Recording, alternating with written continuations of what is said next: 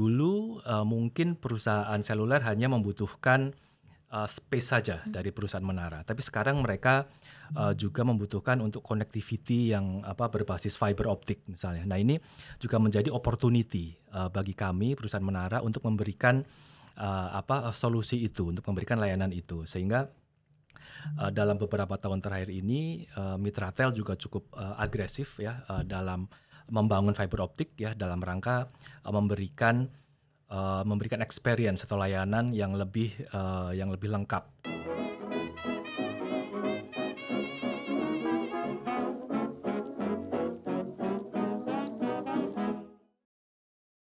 Halo teman-teman investor ajaib semuanya, jumpa kembali bersama saya, Rati Meskoningsih, Financial Expert Ajaib Sekuritas. Di hari ini di Cuan Talks kita di kali ini ya teman-teman ya, kita akan bersama dengan emiten menara terbesar se-Asia Tenggara ya, karena punya menara yang cukup banyak, 39.000 menara. Dan hari ini mungkin teman-teman juga udah tahu ya kalau kita bisa bilang menara terbesar gitu kan ya. Hari ini pastinya kita akan bersama dengan PT Daya Mitra Telekomunikasi Tbk atau dengan kode saham MTEL. Hari ini kita kedatangan yang tamu yang cukup spesial juga ya teman-teman ya, VP Investor Relation dari MTEL yaitu Pak Andi Setiawan. Halo Pak Andi, gimana nih Halo, Pak kabarnya? baik Mbak Rati, apa kabar juga? Terima kasih udah, memberikan kesempatan kami untuk hadir di sini Mbak Rati, ya.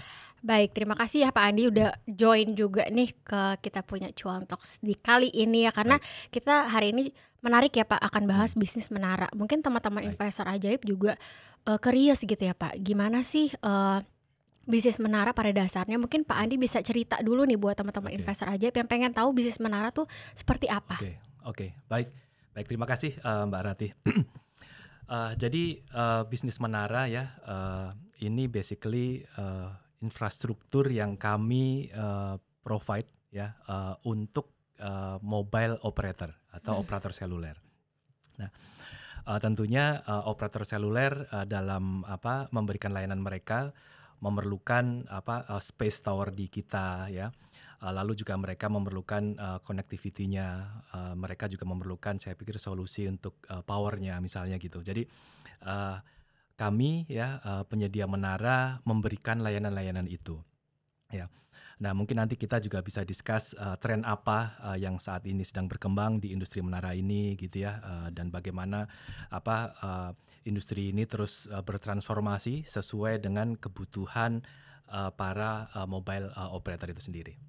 Ya, Baik, itu sekilas terkait dengan bisnis mhm, menara ya Pak iya Andi iya, ya. Nah mungkin teman-teman investor juga curious juga nih Pak, mungkin kita lihat prospeknya ke depan. oke, Karena kan seperti yang kita tahu sekarang tuh semuanya serba digital kan ya Pak baik ya. baik, Sekarang iya semuanya serba mobile, serba digital. iya, Nah kira-kira seberapa optimis sih MTEL bisa meningkatkan oke, penetrasi, meningkatkan mhm, pangsa pasar sampai mungkin di pelosok-pelosok Indonesia gitu mhm Pak. Mungkin mhm, bisa di-share nih strateginya. baik baik. Ya, ya terima kasih pertanyaannya, cukup, satu pertanyaan tapi mungkin bisa mencakup banyak hal. Berarti mungkin kalau kita, step back sedikit gitu ya, bahwa tadi saya sebutkan, perusahaan menara seperti kami, itu fokus untuk memberikan solusi, memberikan value kepada, mobile operator. Nah sehingga, yang terjadi di, industri mobile itu mempengaruhi, strategi, perusahaan menara seperti kami.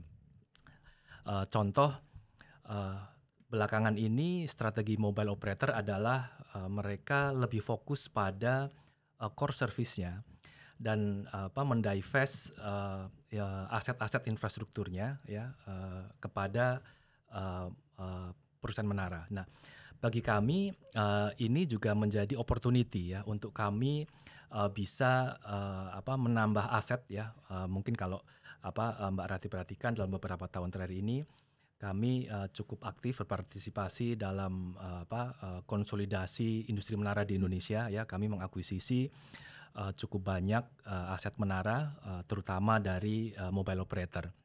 Nah, ini juga terkait dengan tadi, tren, operator seluler untuk lebih, light asset gitu ya, untuk fokus pada core service-nya dan, menyerahkan kebutuhan infrastrukturnya kepada perusahaan, menara. Lalu tren di industri mobile itu juga dalam aspek teknologi misalnya ya. Dulu mungkin perusahaan seluler hanya membutuhkan space saja dari perusahaan menara, tapi sekarang mereka juga membutuhkan untuk connectivity yang berbasis fiber optik misalnya. Nah ini juga menjadi opportunity bagi kami perusahaan menara untuk memberikan solusi itu, untuk memberikan layanan itu, sehingga dalam beberapa tahun terakhir ini Mitratel juga cukup agresif ya dalam membangun fiber optik ya dalam rangka memberikan experience atau layanan yang lebih lengkap kepada perusahaan seluler. Nah, kesemuanya tadi itu sekaligus memberikan opportunity bagi kami untuk bisa tumbuh ya, untuk bisa tumbuh lebih sustainable ke depan, karena tren tadi akan terus berkembang. Mungkin saat ini yang lebih banyak tower ya, fiber optik. Nah, ke depan tadi saya sebutkan sedikit mengenai power as a service misalnya. Mungkin nanti akan muncul lagi opportunity dari katakanlah misalnya kebutuhan untuk edge computing misalnya, atau yang berbasis artificial intelligence misalnya. Ini kebutuhan-kebutuhan baru ya dari mobile operator ini, sekaligus juga menjadi opportunity bagi kami penyedia menara untuk memberikan berbagai layanan yang lebih end to end begitu. Kurang lebih itu gambaran besarnya ya di industri menara ini, Mbak Rati. Baik, jadi tidak menutup kemungkinan nanti akan melebar ya Pak ya, nggak hanya di Betul. fiber optik sama menara aja gitu kan ya. Artinya di ekosistem menara Betul, ini betul. cukup banyak opportunity yang bisa kita capture di masa mendatang. Ya. Betul ya Pak, apalagi kan digitalisasi tadi ya, itu Betul menjadi sekali. opportunity juga tuh buat MTEL ya teman-teman untuk prospek pertumbuhannya ke depan. Nah, tadi menarik nih Pak Andi ya. Tadi kita udah sempat, Pak Andi juga sempat mention ya bahwa pertumbuhan menara dari MTEL itu juga terapresiasi gitu kan ya setiap periodenya. Nah, kalau kita lihat memang lebih banyak yang anorganik juga gitu ya pertumbuhannya gitu ya Pak ya. Nah, kira-kira apa sih pertimbangannya Pak? Mungkin bisa di-share nih ke teman-teman investor ajaib. Oke, baik. Ya, betul. Berarti jadi kalau kita lihat perjalanan Mitratel dalam beberapa tahun terakhir ini ya. Mitratel IPO di tahun 2021 ya, bulan November pada saat itu. Kita raise fund sekitar 18,5 triliun ya. Dan hasil IPO itu kita gunakan terutama untuk melakukan akuisisi tower ya. Pada saat IPO kita memiliki sekitar 18.000 tower ya. Dan saat ini tadi Mbak Rati sebutkan Mitratel sudah memiliki 39.000 tower, tepatnya 39.300-an lah gitu. Nah, di bisnis menara ini skala itu penting ya. Kalau dulu pada saat IPO kita punya 18.000 ya, kita memiliki EBITDA margin belum setinggi sekarang ya. Sekarang EBITDA margin kita udah mencapai 82-83% ya. Mengapa skala ini penting? Karena kita dengan semakin banyak tower yang kita miliki, kita bisa beroperasi dengan lebih efisien. Jadi operation and maintenance cost per tower itu semakin efisien karena kita katakanlah bisa memanfaatkan resources yang kurang lebih sama untuk mengelola atau memanage aset yang jauh lebih besar. Di mana aset yang jauh lebih besar ini tentu menghasilkan baik itu revenue dan keuntungan yang juga jauh lebih besar.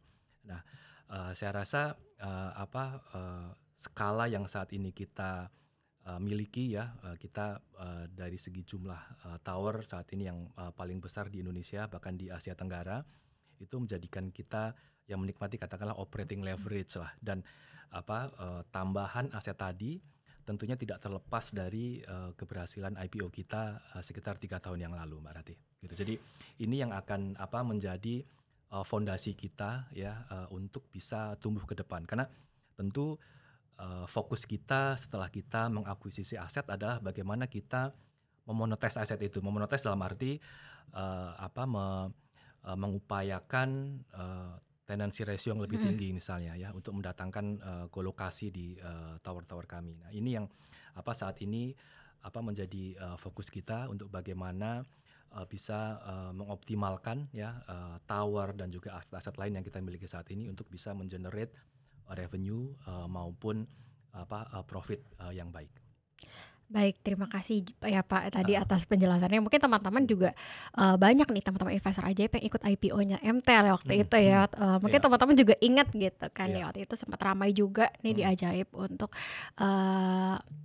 IPO MTEL waktu itu ya Pak ya. Nah sekarang kita akan tanya, tadi mungkin Pak Andi juga udah jelaskan terkait dengan gimana cara memaintain profitability gitu ya Pak, untuk mengenerate revenue maupun juga net profit gitu kan. Nah seperti yang kita tahu kan tadi menaranya cukup banyak gitu ya Pak ya. Mungkin gimana sih cara MT untuk maintain tenancy ratio nih supaya ya bisa lebih efisien dan sebagainya. Mungkin bisa di-share nih strategi apa aja sih Pak Andi? Oke, baik. Saya pikir parameter tenancy ratio ini menjadi salah satu parameter yang penting ya, kunci lah gitu di industri menara ini. Nah, saat ini kalau kita lihat profil dari tower Mitratel ya, dari 39.300 tower tadi, sebagian besar ada di luar Jawa, Mbak Rati. Jadi sekitar 60% itu berlokasi di luar Jawa.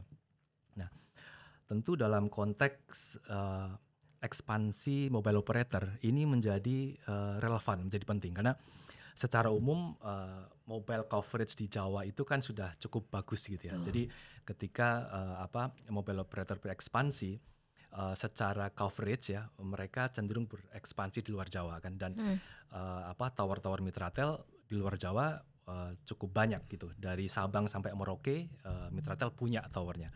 Nah ini menjadi kesempatan nih bagi kita untuk mengcapture opportunity itu. Jadi ketika mobile operator berekspansi keluar Jawa ya, kita sudah memiliki existing tower yang bisa dimanfaatkan. Itu tentu dalam konteks untuk kita meningkatkan co-location. Bukan berarti di Jawa tidak tumbuh, di Jawa tetap tumbuh karena di site-site atau di lokasi yang utilisasinya sudah cukup tinggi, itu mobile operator juga dapat menambah perangkatnya, menambah device-nya gitu. Jadi bagi kami para penyedia menara, tambahan perangkat itu juga tentunya berarti juga tambahan pendapatan atau tambahan revenue. Nah, saya rasa hal-hal tadi menjadi salah satu upaya kita untuk meningkatkan tenancy ratio ya di Mitratel, Mbak Rati. Baik, itu untuk strateginya tadi teman-teman untuk melakukan efisiensi dan juga optimalisasi tadi ya Pak ya. Nah sekarang kita tanya nih Pak, tadi Pak Andi sempat mention akan ekspansinya gak cuma di Jawa gitu kan ya, akan di berbagai macam wilayah di Indonesia. Nah sekarang tuh fokusnya lagi kemana sih Pak? Mungkin bisa di-share nih kemana sih, ke Sumatera kah atau ke daerah Sulawesi kah? Mungkin bisa di-share. Baik, ya. Ekspansi Mitratel tentu juga didorong oleh ekspansi mobile operator karena kita bekerja berdasarkan demand. Jadi kita baru akan membangun tower gitu ya, itu setelah ada demand dari mobile operator. Nah, kalau kita lihat luar Jawa memang cukup agresif ya, mobile operator cukup agresif di luar Jawa karena tadi Jawa coveragenya sudah cukup bagus ya. Jadi di luar Jawa termasuk juga di Indonesia Timur itu menjadi kawasan yang mobile operator cukup agresif untuk mengembangkan bisnisnya. Kita dalam mengembangkan bisnis tentu juga bukan hanya new site atau build to suit saja.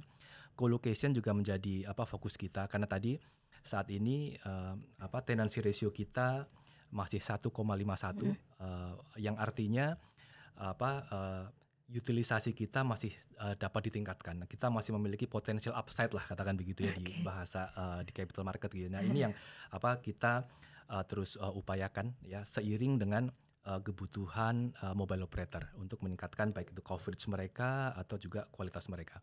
Karena bukan hanya kebutuhan untuk tower saja, kita juga provide tentu kebutuhan mereka untuk mendapatkan connectivity yang bagus. Connectivity berbasis fiber optik dalam hal ini. Ini mungkin menjadi engine of growth baru bagi Mitratel ya yang datang dari fiber optik ini, Mbak Rati. Kalau untuk revenue contribution-nya masih paling besar di fiber optik dari atau tower masih tetap di tower ya Pak? 90% ya, sekitar 90% pendapatan kita itu dari tower lease. Sewa tower ya Pak lease, ya. Nah kemudian kalau misalnya tadi untuk fiber optik, kalau untuk Mm-mm. pertumbuhannya nih Pak, kalau tadi Betul. kan revenue-nya yang paling besar kan porsinya, tapi kalau untuk pertumbuhannya Betul. apakah sama atau seperti apa Pak? Saat ini profil pertumbuhan kita fiber optik jauh lebih tinggi. Mm-mm. Jadi secara kontribusi memang masih relatif kecil ya, sekitar 4%, 5%, tapi tumbuh sangat tinggi. Jadi kalau kita lihat di results 9 month kemarin misalnya, fiber optik bisnis kita tumbuh hampir 90% ya. Wah. Jadi ini memang kita lihat sebagai sumber pertumbuhan baru ya, yang seiring juga dengan kebutuhan mobile operator. Karena dari sudut pandang mobile operator ya, connectivity yang berbasis fiber optik ini akan memberikan customer experience bagi mereka yang juga jauh lebih baik. Nah ini yang kita tangkap ya sebagai katakanlah peluang pertumbuhan baru gitu ya bagi kami. Jadi memberikan layanan bukan hanya tower lease saja, tapi juga beserta connectivity yang lebih baik, kapasitasnya lebih tinggi, kualitasnya lebih baik gitu, berbasis fiber optik. Baik, ini menarik ya. Mungkin teman-teman investor juga pengen tahu nih Pak nih, biasanya ini kalau tower lease tuh berapa tahun sih Pak biasanya orang untuk lease towernya gitu, sewa towernya? Ya, modal bisnis di menara ini kita melakukan kontrak dengan mobile operator biasanya 10 tahun. Ya, jadi jangka panjang ya. Jadi itu menjelaskan mengapa bisnis kami ya, bisnis Mitratel cukup resilient ya, cukup stabil, termasuk dalam menghadapi periode-periode sulit seperti misalnya kemarin pada saat COVID gitu ya. Betul. Itu pendapatan kita tidak terpengaruh sama sekali karena kontrak kita selama 10 tahun jangka panjang gitu, sehingga sangat resilient untuk menghadapi siklus bisnis. Baik teman-teman, karena tadi memang bisnisnya seperti itu ya Pak ya, nature bisnisnya seperti itu untuk jangka panjang lease-nya gitu ya. Nah tadi udah di-spill ya teman-teman strateginya tuh macam-macam ya. Oke teman-teman, nah tadi kan kita udah ngomongin kinerja gitu ya Pak ya, kita udah ngomongin prospek. Nah sekarang kita ngomongin triple bottom line nih, karena kan beberapa investor juga concern nih terhadap profit, people dan juga planet gitu kan, triple bottom line ya teman-teman ya. Nah gimana sih cara MTEL untuk melaksanakan ya sustainability bisnis gitu ke depannya? Ya baik, terima kasih. Jadi menurut kami bisnis yang terkait dengan telekomunikasi ini gitu ya, kami menyediakan infrastruktur telekomunikasi secara natural kita ramah lingkungan, dalam arti kita mendorong atau kita juga berkontribusi dalam pemanfaatan digitalisasi itu, artinya juga misalnya paper reduction usage gitu kan, artinya makin paperless gitu. Betul. Itu mungkin teman-teman itu paling ngerasa gitu kan ya, udah jarang nih pakai kertas gitu makin jarang menggunakan kertas. Mungkin dengan digitalisasi semakin dimudahkan untuk work from anywhere. Artinya nggak harus kita berkendara ke kantor gitu ya, menggunakan BBM gitu. Itu juga mengurangi carbon footprint. Saya rasa hal-hal semacam itu secara natural menjadikan perusahaan seperti kami itu ramah lingkungan. Ya tentu dari bisnisnya itu sendiri kita juga terus mengupayakan penggunaan teknologi yang semakin ramah lingkungan. Contoh, penggunaan solar panel di area-area off grid. Jadi area off grid itu area yang belum terjangkau oleh saluran listrik, Mbak Ratih. Nah, alternatifnya adalah bisa menggunakan diesel ya, menggunakan genset atau diesel. Atau kita bisa mengupayakan apabila secara alamiah memungkinkan, misalnya sinar mataharinya cukup baik gitu ya, kita bisa menggunakan solar panel misalnya. Nah ini juga upaya kita dalam rangka tadi ya, untuk kita beroperasi semakin green lah gitu. Nah ini upaya-upaya seperti ini tentu juga semakin komprehensif ya. Kita juga tentu nilai-nilai ESG itu semakin kita dorong terus. Kalau Mbak Rati perhatikan IDX itu juga dia membuat indeks berbasis ESG. ESG yang skornya itu dia mengambil dari Sustainalytics. Betul. Skor MTEL sekarang di bawah 20 ya, 19,3 yang artinya low risk. Kita terus improve skor Sustainalytics kita gitu. Tahun lalu kita masih di medium risk. Tahun ini kita berhasil improve Turun ya ke ke low low risk. risk gitu. Nah, ini saya pikir juga menjadi barometer bahwa Mitratel semakin baik dalam implementasi ESG ya, Mbak Rati. Baik, tadi kan juga mendorong gitu ya Pak ya untuk Ya. mengurangi ya emisi karbon dan sebagainya. betul. Ya makanya tadi Sustainalytics-nya ratingnya jadi low risk gitu ya Betul Pak ya, sekali. mengalami improvisasi gitu ya Ya. Pak ya. Nah itu ya teman-teman ya, buat teman-teman yang sering tanya tuh saya mau bisnis yang berkelanjutan ke depannya, ESG dan sebagainya. Nah Ya. ini tadi MTEL ya sudah melakukan berbagai macam gitu kan ya proyek-proyek ya, dan juga tadi bahkan dari ratingnya juga udah turun ya dari medium ke low risk ya Pak Betul, ya untuk ESG ratingnya tadi Pak Andi juga udah sempat mention. Nah sekarang mungkin teman-teman investor ajaib juga pengen tahu nih Pak nih, kira-kira targetnya MTEL di tahun 2024 nih, kira-kira penambahan menaranya berapa kah? Terus kemudian tahun depan nih Pak, kalau misalnya ada, mungkin teman-teman yang nonton Cuan Talks kita di hari ini pengen tahu juga nih kira-kira target menara di tahun depan, dan mungkin ada tendensi ratio yang ditargetkan, itu mungkin juga bisa di-share Pak. Baik, terima kasih.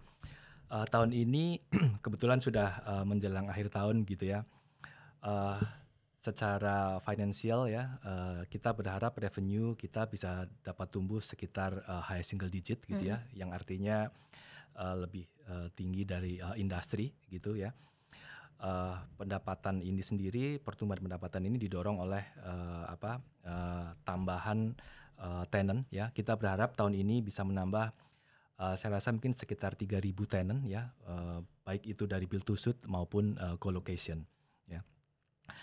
Untuk tahun depan kita saat ini masih dalam proses penyusunan business plan tahun depan gitu ya. Tapi saya rasa mungkin tren yang kita lihat di tahun 2024 ini bisa terus berlanjut ya. Kita bisa tetap tumbuh di atas industri lah untuk tahun 2025 gitu. Saya rasa mungkin guidance untuk tahun 2025 kita bisa segera sampaikan. Saya rasa mungkin akhir tahun ini bisa kita announce lah ke para investor. Ya. Baik tuh teman-teman, itu terkait dengan target ya, jadi tetap stay tune ya buat tahu nanti ke depannya nanti untuk guidance di 2025 teman-teman bisa pantau di websitenya MTEL ya Pak Mitratel ya. Nah mungkin sekarang kita akan bahas terkait dengan tadi kita udah bahas bisnis menara, kita udah bahas semuanya Sustainalytics dan ESG rating, dan mungkin teman-teman investor ajaib juga istilahnya ya Pak ya, kalau bisa disimpulkan, selama masih kita pakai handphone, selama kita masih akses internet, bisnis ini akan terus berjalan gitu kan ya Pak, terus tumbuh gitu kan ya ke depannya. Nah mungkin teman-teman investor bisa pertimbangkan ya hal itu ya untuk prospek MTEL ke depan.